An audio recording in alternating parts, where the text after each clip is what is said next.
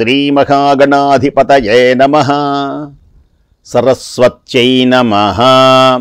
శ్రీగురుభ్యో నమః. హరి ఓం.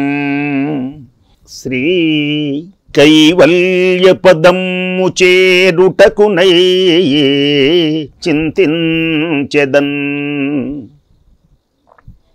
లోకరక్షైకారంభకు భక్తపాలన కళా సంరంభకున్, దానవోద్రేకస్తంభకు కేళిలోల విలసదృగ్జాల సంభూత నానాకంజాత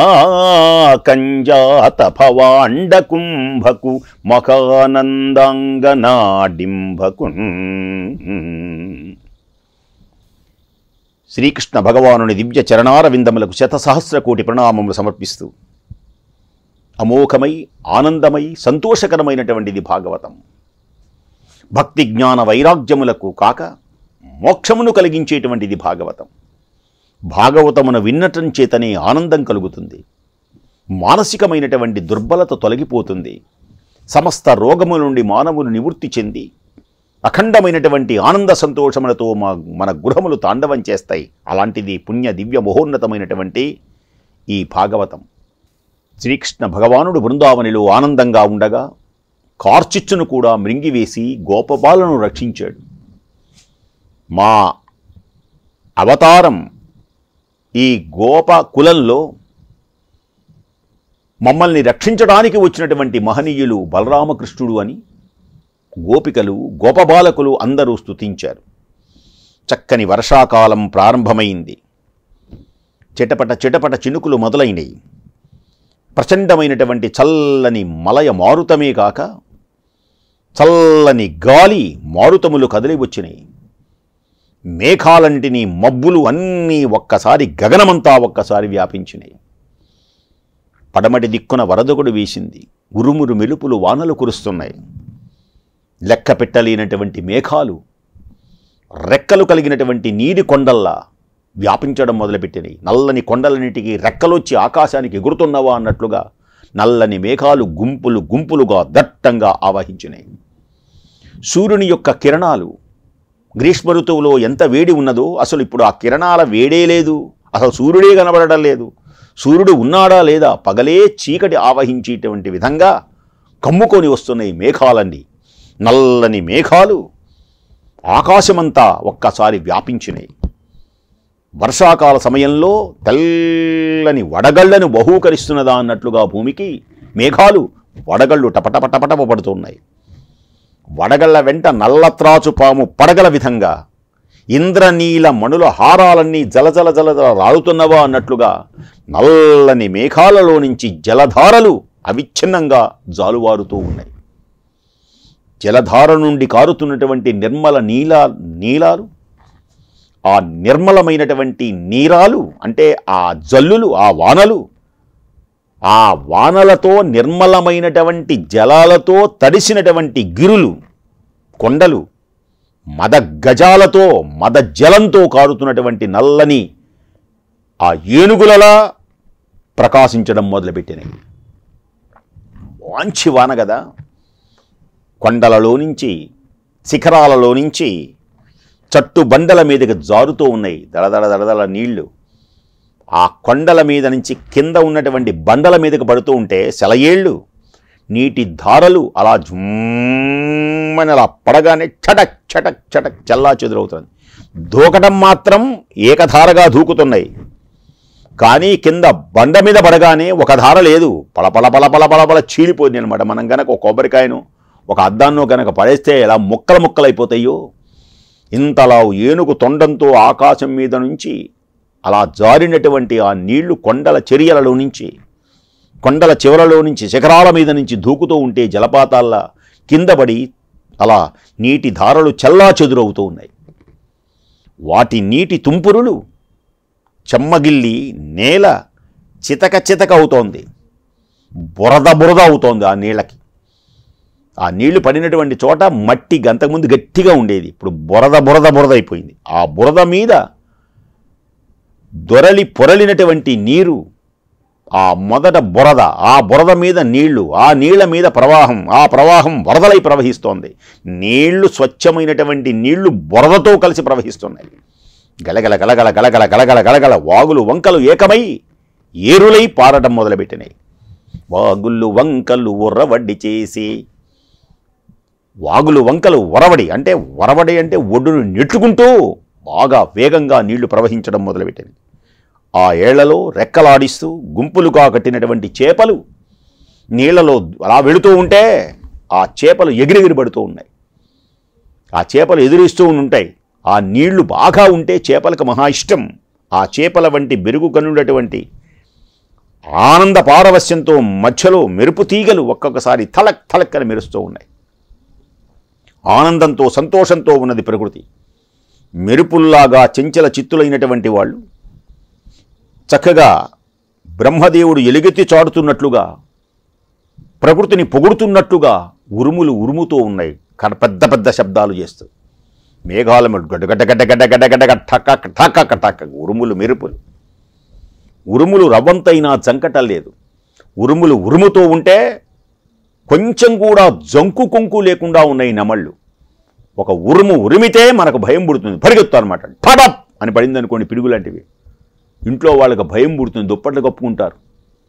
ఏం చేయాలో అర్థం కాదు. ఒక్కొక్కసారి కౌగులించుకుంటూ ఉంటారు భయం పుట్టి. అయితే నెమళ్లకు భయమే లేదు. నల్లని మేఘం ఉరిమి అలా ఉంటే ఏ విధం కూడా జంకకుండా పింఛాలన్నీ చక్కగా విప్పుకొని నెమళ్ళు కేంకారాలు చేస్తూ క్రైంకారాలు చేస్తూ కీట్ కీట్ అంటూ ఆనందంగా నాట్యం చేస్తున్నాయి. నెమలికి నల్లని మేఘం అంటే మహా ఇష్టం, ఆ ఉరుములంటే ఇష్టం, పులకరితో అనమాట. ఆ వానలోనే తడుస్తుంటుంది అది. అలా పింఛాన్ని విప్పి చక్కగా నాట్యం చేస్తున్నది. నెమలి కూతలకు భీకరంగా వినేటటికి దంపతులు కూడా గబగబగబ ఏం చేయాలో అర్థం కాక ఇంటిలో ఉన్నటువంటి వాళ్ళు ఆ మెరుపులకు భయపడి ఒకే దుప్పటి కింద చేరారు వాళ్ళందరూ కూడా. మేఘం అలా కురుస్తోంది, దళదళ దళ దళ దళ దళ వానలు కురుస్తూ ఉన్నాయి బ్రహ్మాండంగా. మబ్బులు కంబటం మూలాన నల్లని మబ్బులన్నీ ఆకాశం మొత్తం వ్యాపించడంతో ఇది పగలా రాత్రే, ఒక్కొక్కసారి పట్ట పగలు నల్లని చీకటిలా మారిపోతుంది. కారు మబ్బులు కమ్ముకొని వస్తూ ఉంటాయి. మాలతీ పుష్పాలు ఇది చీకటి పడిందేమోనని సంధ్యా సమయాన్ని సూచిస్తున్నాయి. అవి చీకటి పడగానే కొన్ని పూలు వికసిస్తాయి. చీకటి పడిందేమోనని అవి వికసించడం మొదలుపెట్టినాయి. పగలు ముయ్యగానే మినుకు మినుకుమని మోస్తూ ఉండేటువంటి మిడుగురు బూచులు మింట దెరకటం మొదలుపెట్టినాయి. ఎడతెరిపి లేకుండా కుండపోతగా కురుస్తున్నటువంటి జడివాన ఆ చలిలో వణుకుతున్నారు. ఈదురుగాలి, చలిగాలి వేరు, ఈదురుగాలి వేరు. బాగా ఈదురుగాలి వస్తూ ఉంటే వంట ప్రయత్నాలు మానివేశారు. అడవిలో ఉన్నటువంటి కిరాతులు ఆ జోరున వాన అన్నీ తడిసిపోయినాయి. మరి అవి కాల్చుకొని తినటానికి వీలు లేవు, పొయ్యిలు తడిసిపోయినాయి. ఆ ఎండినటువంటి ఆ వంట సామాగ్రి తడిసిపోయింది. అడవిలో ఉన్నవాళ్ళు ఏం చేశారు, అడవిలో ఉన్న వాళ్ళకు ఒక ఉపయోగం ఉంటుంది, వాళ్ళకి పెద్దగా ఇళ్ళే ఉండవు, అన్నీ తడిసిపోయినాయి. అప్పుడు వాళ్ళు ఏం చేశారు అంటే ఇలాంటివి వచ్చినప్పుడు ఇబ్బంది లేకుండా ఖర్జూర ఫలాలు ఉంటాయి అడవిలో, అలాగే నేరేడు పళ్ళు, ఆ పళ్ళన్నీ తీసుకొని వచ్చి ఆ గుహలలో ఆ వర్షాన్ని చూస్తూ దుప్పట్లు కప్పుకొని ఉహుహుహు అంటూ ఆ పళ్ళన్నీ తింటూ ఆనందిస్తున్నారు వాళ్ళు. ఎల్లప్పుడూ ఆనంద పారవస్యంతో పొంగేటువంటివి. అడవి త్రోవలలో విరబూసినటువంటి మొగలిపూలు సువాసనలు వెదజల్లుతున్నాయి. గోరింట పూలు గుబాళింపుతో పరిమళిస్తూ ఉన్నాయి. ఇంద్రనీలమను కాంతులను అలా నల్లని కాంతులు వెదజల్లుతున్నట్లుగా అన్నట్లుగా చక్కగా పచ్చిక గుబురులు పెరిగి బాగా బలిసి ఉన్నాయి. పచ్చిక గుబురులు వానలు వస్తే చాలు, అసలు ఆ ప్రకృతే వేరు. పచ్చికలు, లేత లేత చిగుళ్ళు, ఎండిన బీళ్ళు ఇగుళ్ళు వేసే, ఉరుములు మెరుపులు వానలు కురిసే, వాగులు వంకలు ఉరవడి చేసే, ఎండిన బీళ్ళు ఇగుర్లు వేసే. పచ్చిక జొంపలు ఆనంద పారవస్యంతో నెమరు వేస్తూ ఉన్నాయి. ఆ పచ్చికలను మేస్తూ, ఆ పచ్చిక దొరికిందిగా వాటిని తీసుకొని వచ్చి ఆ ఆవులకు వేస్తూ ఉన్నారు. కమ్మగా తింటూ ఉన్నాయి అవన్నీ. క్షీర సంపన్నమైనటువంటి ఆవుల మందలు జలబిందువులలో ఇంపారినాయి. వాటి మీద నీళ్లు పడుతూ ఉన్నాయి. కమ్మని పచ్చికలు మేస్తూ ఉన్నాయి.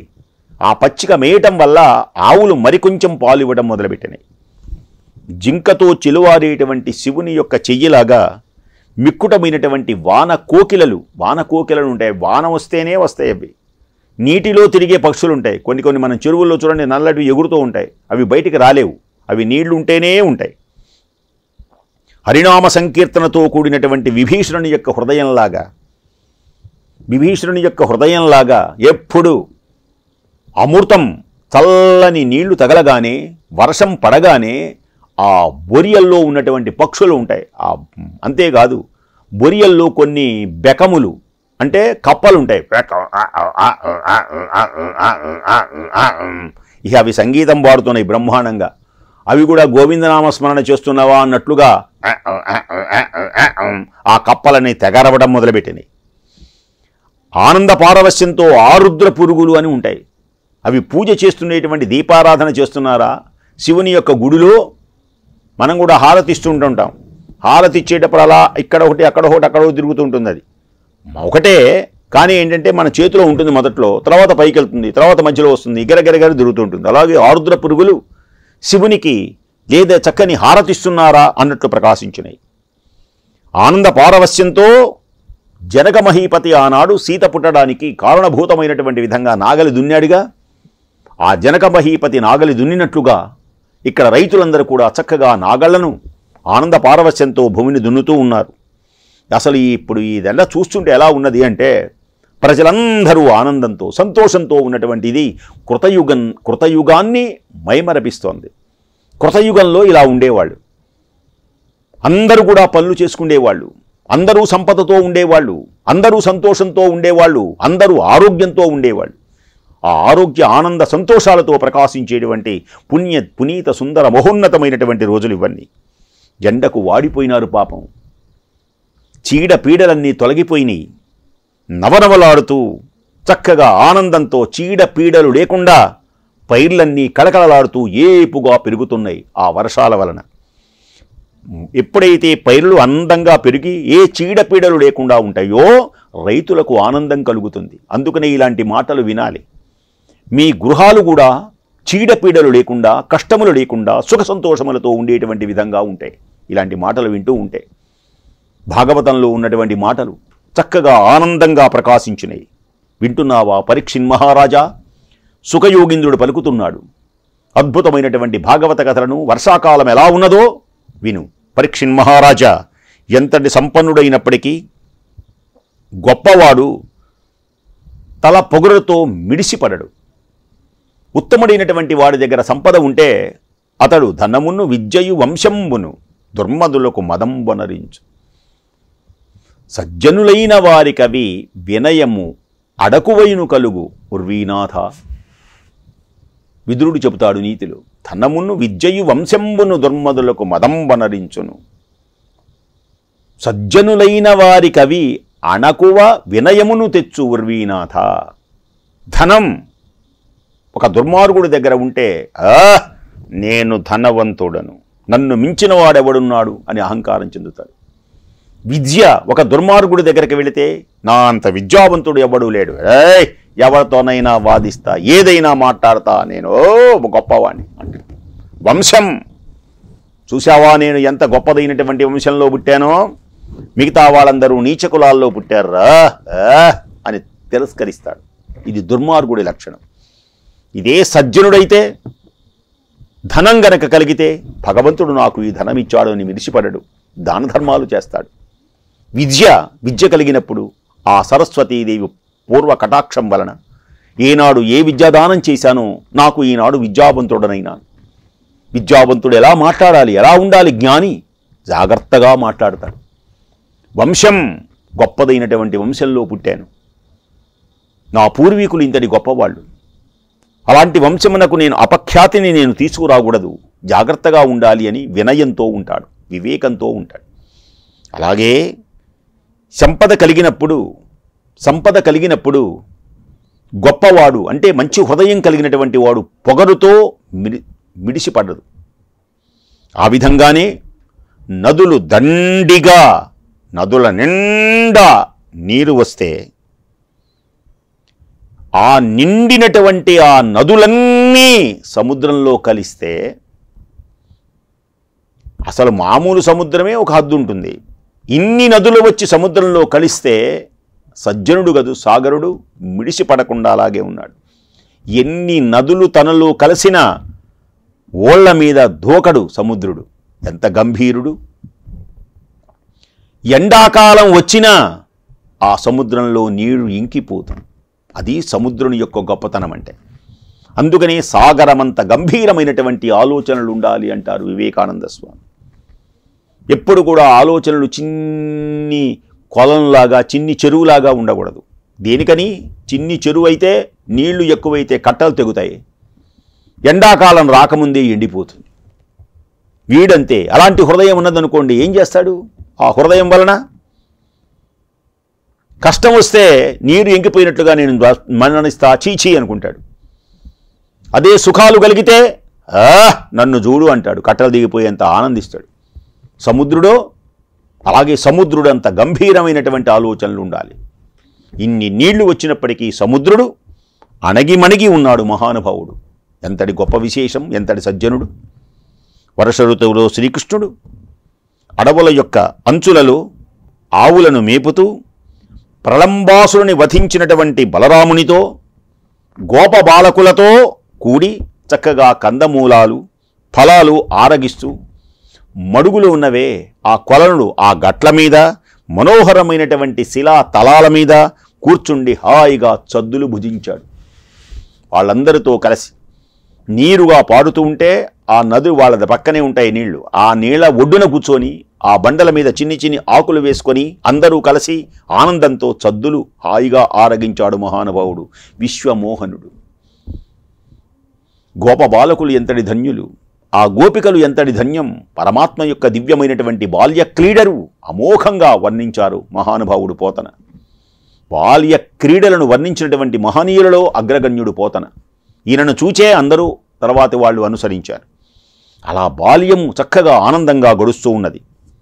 అప్పుడు నిర్మలమైనటువంటి బృందావనం అనేటువంటి వినువీధులలో శ్రీకృష్ణుడు మేఘం మిక్కిలి విఖ్యాతిగా విహరించింది. ఈనాడు ఆకాశంలో నల్లని మేఘం విహరించినట్లు ఆకాశంలో బృందావనం అనేటువంటి ఆకాశంలో నల్లని మేఘం అనేటువంటి కృష్ణుడు హాయిగా విహరించి ప్రజలకు మేఘము, నల్లని మేఘము ఏ విధంగా చల్లదనాన్ని కలిగించి ఆహ్లాదాన్ని కలిగించి ఆవేదనను తొలగించిందో, నీల మేఘ శ్యాముడు ఉన్నాడే ఆయన కూడా ఆకాశము లాంటి బృందావనిలో ఊరట కలిగించి వేదనను తగ్గించి వేదనకు దూరం చేసి ఆవేదనకు దూరం చేసి ఆనందాన్ని పంచినటువంటి మహనీయుడు శ్రీకృష్ణ భగవానుడు. భువనాలను సమ్మోహపరిచేటువంటిది వేణుగానం. ఈ లోకాలన్నీ మైపరిపోతాయి వేణుగానానికి. వేణుగాన లోలుని గన వేయి కనులు చాలవులే. వేణుగాన లోనుని యొక్క గానామృతానికి ఆ బృందావనిలో యమునా తటమున మోడులు విరిసి పూలు పూచెనవి గోపాలని మధుమురళీగానలీలా. వేణుగానం చాలా బాగుంటుంది. వెదురులో నుంచి వచ్చేటువంటి ఆ ఆనందం లోకాలు మైమరిచివేస్తుంది.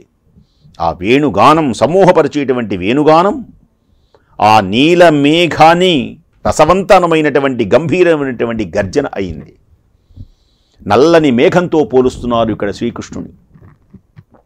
నల్లని శరీరం కలిగినటువంటి కృష్ణుడు నల్లని మేఘముతో సమానమైన వాడు అన్నమాట.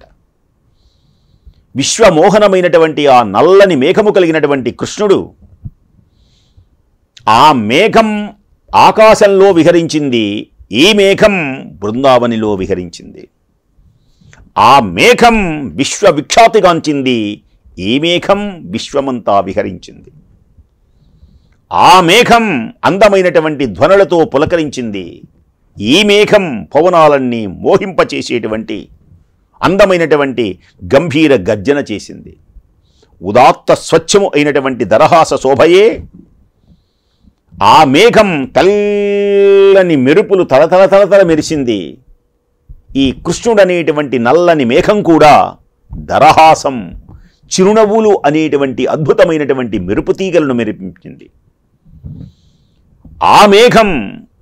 ఆ మేఘం చివరన ఆ కడగంటి చూపుల్లాగా అలా ప్రేమ అమృతం వర్షం కురిపిస్తూ ఉంటే, నీటి జల్లులు దళదళ దళదళ మేఘము చివర నుంచి జాలువారుతూ ఉంటే, ఈ కృష్ణుడు అనేటువంటి మేఘం కూడా తన కనుబొమ్మలు, ఈ కళ్ళ యొక్క చివరలు కృపా కటాక్షం అనుసరించేటువంటి అమృతం అనేటువంటి వర్షం గోపకుల మీద ప్రసరింపచేసింది. ఇలా సంచరించినటువంటి శ్రీకృష్ణ జీమూతం అంటే శ్రీకృష్ణ మేఘం తన్ను అనుసరించేటువంటి గోపాలులను, మునీంద్రులను, చాతక పక్షుల యొక్క తాపాలను రూపమాపింది. ఇందాక చెప్పుకున్నాం, చాతక పక్షి మేఘంలో నుంచి వస్తున్నటువంటి ఆ నీటిని అలా తాగి దాహం తీర్చుకుంటుంది. చాతక పక్షులు ఎవరయ్యా అంటే గోపాలురు, తాపసులే. ఆ మేఘంలో నుంచి అమృతమైనటువంటి ఆ అమృతధార, ప్రేమ అనేటువంటి ఆ కడగంటి చూపులు అనేటువంటి అమృతధార, ఆనందం అనేటువంటి అమృతధార, ఆప్యాయత అనేటువంటి అమృతధారలో మునీంద్రులు ఆ చాతక పక్షులైనారు. అంటే వాటిని జుర్రారు, శ్రీకృష్ణుని యొక్క కృపకు పాత్రులైనారు, శ్రీకృష్ణుని యొక్క పాటలో మైమరిచిపోయినారు. మహారాజా, పరీక్షిన్ మహారాజా వింటున్నావా? సుఖయోగీంద్రుడు పలుకుతున్నాడు ఇంత గొప్పగాను. మహానుభావుడు లక్ష్మీ వల్లభుడైనటువంటి ఆ యదునందనుడు గోవులను, కోడె దూడలను చక్కగా పూజించాడు. కృష్ణుడు గోపాలుడు కదా, గోవులను పూజిస్తాడు, కోడె దూడలను పూజిస్తాడు. మహానుభావుడు గుర్తుపెట్టుకోండి, గోవును పూజిస్తే పుణ్యం. గోమాత సకల దేవతలకు నిలయం.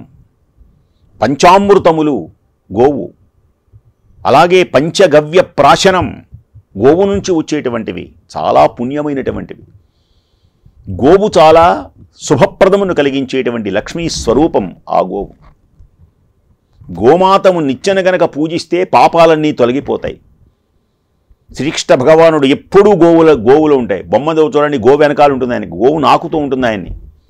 ప్రేమ ఆ గోవుకు కృష్ణుడు అంటే ప్రేమ, కృష్ణుడు గోవు అంటే ప్రేమ. గోశాలలు, గోవు ఎక్కడున్నాయో కృష్ణ పరమాత్మ అక్కడ ఉంటాడు. ఆ పైన వర్షాకాల లక్ష్మిని అర్చించాడు, గోవులను పూజించాడు. నందనందనుడు యథోచితమైనటువంటి విధంగా ఆనందంగా ఈ వర్షాకాలము చక్కగా గడిపాడు. వర్షాకాల అనంతరం శరదృతువు అనేది వస్తుంది. వర్షాలు కొంచెం వెనకాడతాయి. శరత్కాలంలో తెల్లని గుబురులతో రెల్లు అలా వికసిస్తుంది. రెల్లు ఆనందంతో వికసిస్తుంది. బురదలన్నీ ఎండిపోతాయి. నెమలుల గుంపుల యొక్క క్రేంకార ధ్వనులు కూడా మెల్లగా తగ్గిపోతాయి. ఇతపూర్వంలో ఉరుములు, మెరుపులు, ఆడంబరాన్ని చూపించినటువంటి ఆడంబరమంతా ఒక్కసారి తగ్గిపోతుంది.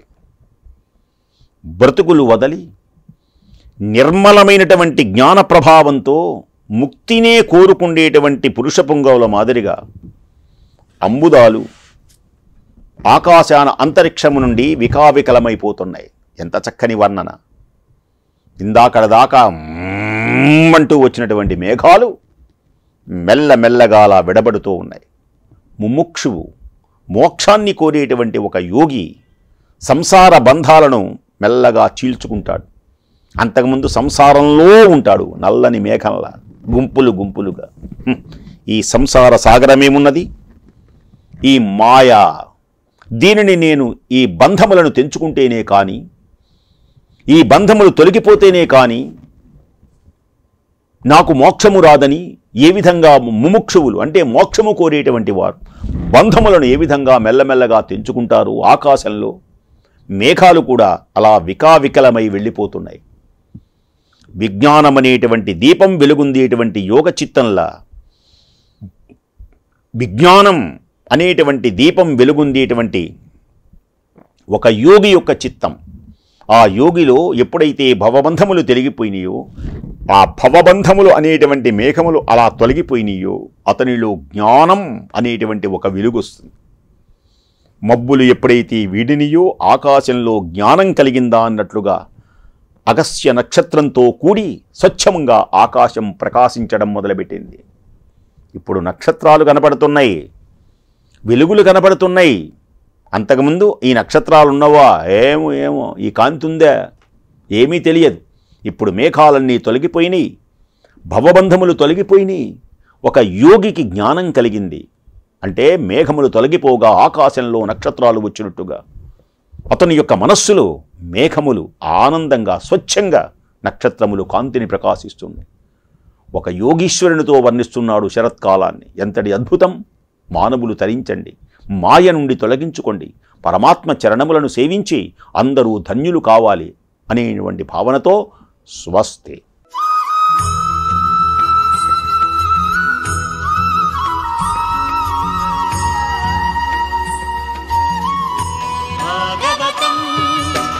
శ్రీ